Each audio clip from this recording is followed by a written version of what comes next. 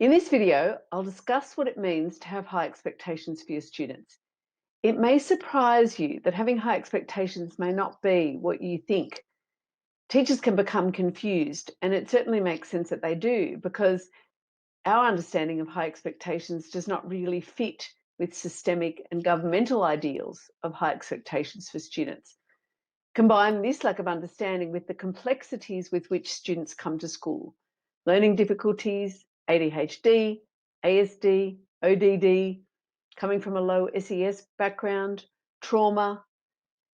What can we expect from students, and how do we support them to achieve as well as they possibly can? Teaching is such a complex task, and having high expectations for your students may challenge you in a way that you did not expect.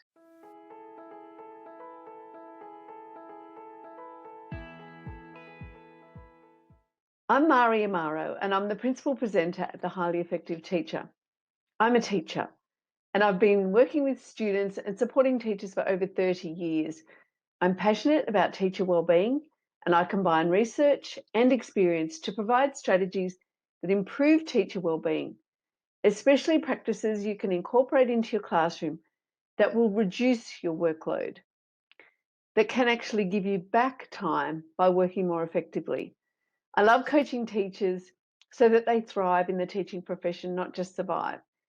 Improved teacher wellbeing means improved student wellbeing, and that contributes to better academic and social outcomes for all students.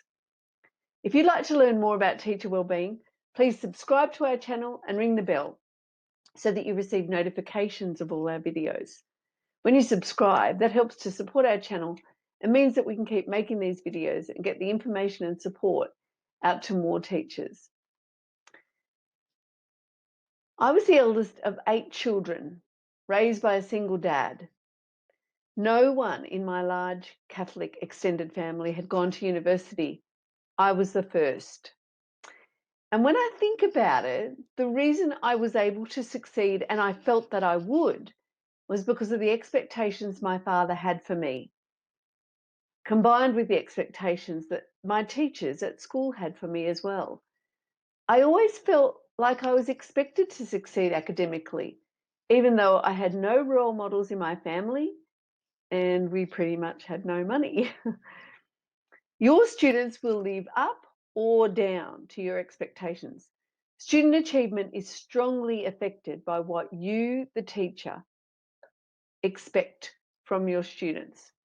And this has been demonstrated by many educational researchers. And the first and most famous experiment was known as the Pygmalion effect. 2 researchers by the name of Robert Rosenthal and Lenore Jacobson conducted an experiment at a primary school where all the students sat an intelligence test. The experimenters then gave the 18 teachers the names of the students who scored in the top 20%, telling them that this meant they showed exceptional potential and would achieve high results within the year. Unbeknownst to the teachers, these students were randomly selected, and the testing showed no such prediction. When all students were tested again 8 months later, the so-called gifted students performed significantly higher than the rest. Rosenthal and Jacobson referred to this as the Pygmalion effect. Robert Mazzano and his research found that when we have high expectations of students, we act differently towards them. We call on them more often, wait longer for their answers, and we give them more opportunities to succeed. We give them different messages through all the interactions that we have with them, including our body language. And with students whom we expect to fail, we have less patience and provide less opportunities. Check out Mazzano's article in the Educational Leadership on the art and science and a 4-step process for high expectations for students. He gives some great ideas about what to do for that.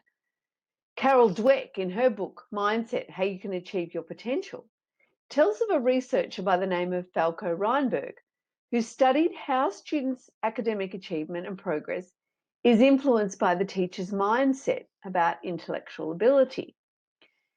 What he found was that when teachers believe that ability is fixed, The students end the year at the same level as when they began the year. That is, if the students were in the bottom group at the beginning of the year, they were in the bottom group at the end of the year.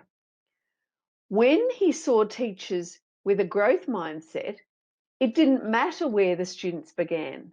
All students progressed and developed to a much higher degree. There was much more movement between ability groups as students learned and improved. It's more helpful for us to ask, how can I teach these students this content, rather than can I teach them? And how will they learn best, rather than can they learn? Through this process, differentiation is a vital element in your classroom and a vital part of high expectations.